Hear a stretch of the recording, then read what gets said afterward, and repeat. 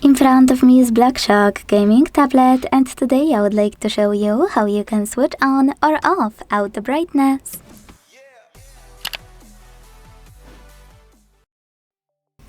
First of all, go into settings and scroll a tiny bit to access display.